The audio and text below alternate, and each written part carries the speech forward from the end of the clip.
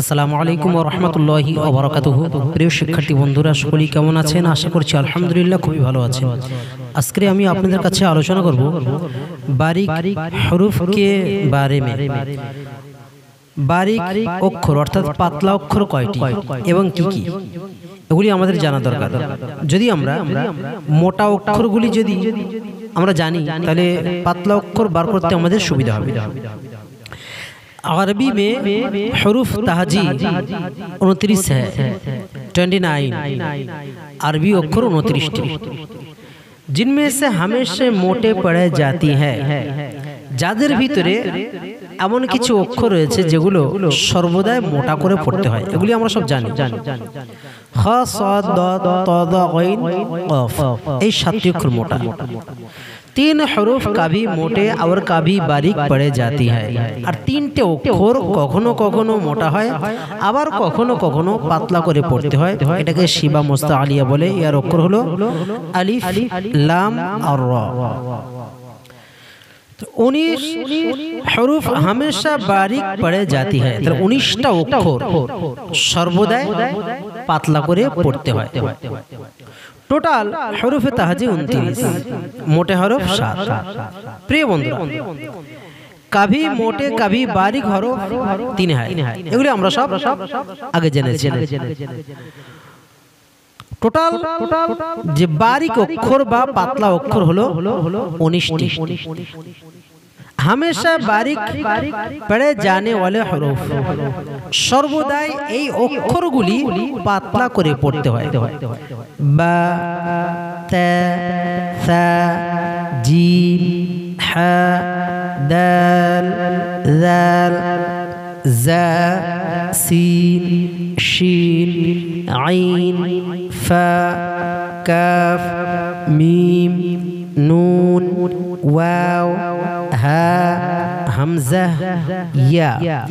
এই যে অক্ষরগুলি আমি বললাম 19টা অক্ষর, এই 19টা অক্ষর মনে রাখার সহজ পদ্ধতি হলো এই মোটা অক্ষর খ স দ ত দ গইন কফ, এই 7টা, আর আলিফ লাম আর র, এই 3টি। টোটাল এই 10টি অক্ষর বাদ দিয়ে এই 19টা অক্ষর পাতলা অক্ষর দেখুন। আর আলিফ লাম এবং র কখনো মোটা কখনো পাতলা হয়, যেটা আমরা আগে আলোচনা করেছি।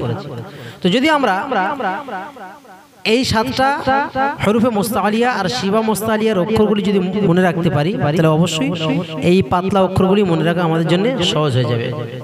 ये हरूफ हमेशा बारीक पढ़े जाती है, এই অক্ষরগুলি সর্বদাই পাতলা করে পড়তে হয়।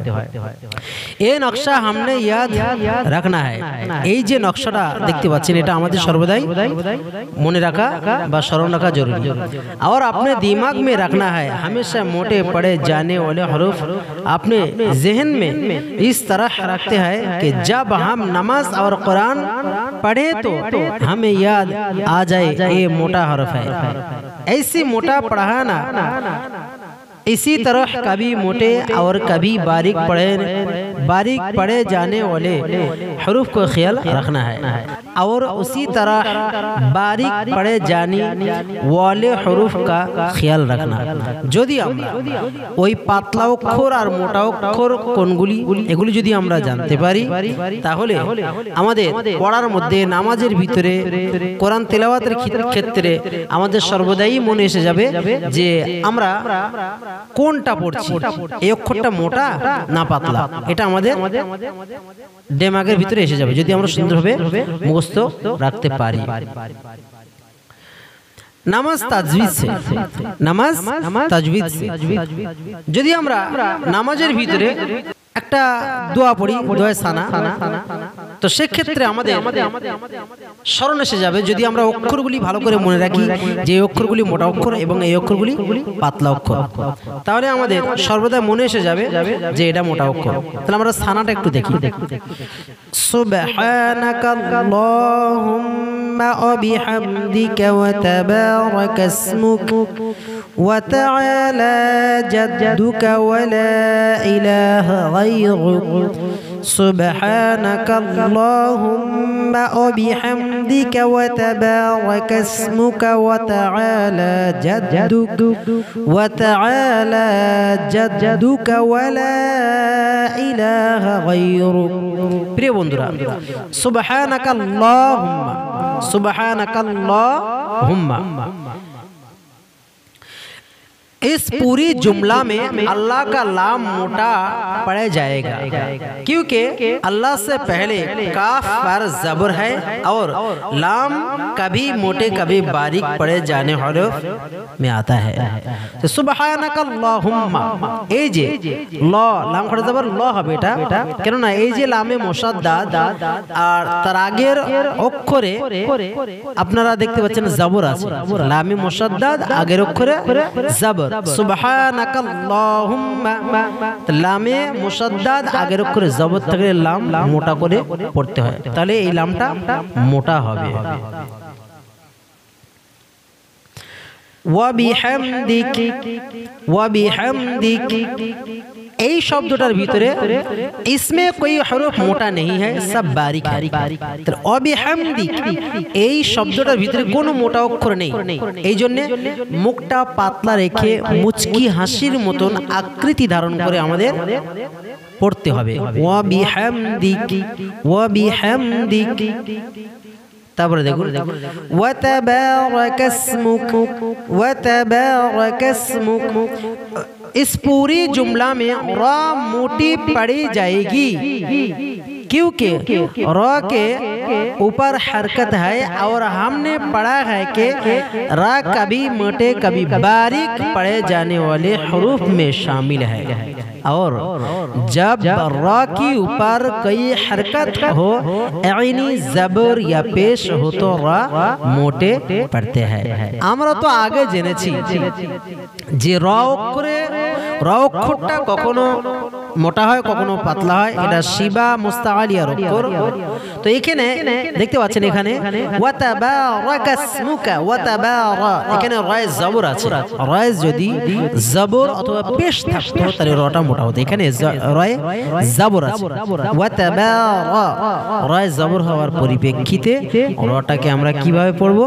মোটা করে পড়বো, বাকি অক্ষরগুলি সব পাতলা। ওয়া তাবারাকা ইসমুকা, তারপরে দেখুন ওয়া তাআলা জাদ্দুক ইহা कोई हरफ मोटा नहीं। এখানে আপনার যে অক্ষরগুলি দেখতে পাচ্ছেন একটাও মোটা অক্ষর নেই, খ নেই, সাদ নেই, দাদ নেই, তা নেই, ওয়া নেই, গাইন নেই, কফ নেই, সব পাতলা অক্ষর। তাহলে এখানে অক্ষরগুলি পড়ার সময় মুখের আকৃতি থাকবে চিকন পাতলা মুচকি হাসির মতো। তারপরে দেখুন ওয়ালা ইলাহা গায়রুক ইহা गैरुका में गैन और रा मोटे पड़े जा रही है, क्योंकि गैन मोटे हरफ में आता है, रा इसलिए मोटे जा रही है क्योंकि रा के ऊपर हरकत है यानी पेश है। प्रिय बंधुरा ওয়ালা ইলাহা গায়রুক এই সেন্টেন্স বা বাক্যটির ভিতরে দুইটি মোটা হবে অক্ষর, একটা হলো গাইন, গাইনটা মোটা হবে, মুখটা স্বাভাবিক অবস্থা রাখতে হবে। আর রাটা মোটা হবে এই কারণে রা কখনো মোটা হয় কখনো পাতলা হয়, রায়ে যখন জবর আর পেশ হয় তখন রা মোটা হয়, এটা আমরা জানি। তো রায়ে এখানে পেশ হয়েছে তাই রাটা মোটা হবে। ওয়ালা ইলাহা গায়রুক। প্রিয় বন্ধুরা এরপরে দেখুন তাআউয, আউযু বিল্লাহি মিনাশ শাইতানির রাজীম। ইহা তাআউয में এখানে তাআউযের ভিতরে তা और রা মোটি পড়ি যা रही है। এখানে আউযু বিল্লাহি মিনাশ শাইতান, তা এখানে তা অক্ষরটি মোটা অক্ষর, তা অক্ষরটি মোটা অক্ষর, মুখটা স্বাভাবিক রাখতে হবে। আর শাইতানির রাজীম রায় দেখতে পাচ্ছেন তাসদীদ ওয়ালা রায় যখন জবর হয় তখন রা মোটা হয়, এটা আমরা জানি, আগে ক্লাস করে এসেছি। রয়ে তাসদীদ ওয়ালা রয়ে যখন জবর হয় তখন রাটা কি হবে মোটা হবে तो यहाँ ताउज़ में ता और रा मोटी पड़ी जा रही है शैतान का ता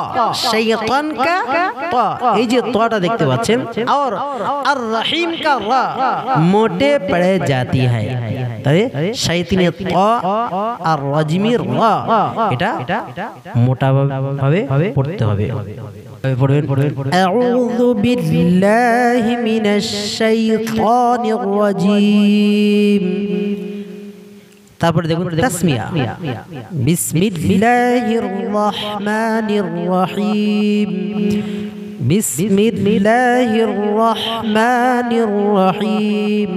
यहाँ तस्मिया में अर रहमान और अर रहीम का रा मोटा पढ़ा जाता है। तो तस्मिया में और रहमान रहमान रा गाय जबर एजने रा मोटा हबे और रहीम এখানেও রা জবর তাশদীদ আল রা জবর এখানেও রাটা কি হবে মোটা হবে। প্রিয় বন্ধুরা আশা করি আজকের এই বিষয়টি আপনারা বুঝতে পেরেছেন। আজকের এই ক্লাসটি থেকে যদি আপনি কিঞ্চিত পরিমাণ উপকৃত হয়ে থাকেন অবশ্যই দ্বীনের স্বার্থে ইসলামের স্বার্থে আমাদের এই চ্যানেলটি সাবস্ক্রাইব করবেন, পাশে থাকা বেল আইকনটা প্রেস করে অল নোটিফিকেশনটা অন করে রাখবেন। অলরেডি যারা আমাদের এই চ্যানেলটি সাবস্ক্রাইব করে আছেন আপনাদের সকলকে জানাই অসংখ্য অসংখ্য মোবারকবাদ। প্রিয় বন্ধুরা এরপরে আমরা সূরাতুল ফাতিহা আমরা আলোচনা করব। এই সূরাটির ভিতরে কোন কোন জায়গায় মোটা করে পড়তে হবে, মুস্তাআলিয়া আর শিবা মুস্তাআলিয়ার যে ব্যবহার সেই ব্যবহারগুলি সূরাতুল ফাতিহার ভিতরে আমরা দেখব ইনশাআল্লাহ। আসসালামু আলাইকুম ওয়া রাহমাতুল্লাহি ওয়া বারাকাতুহু।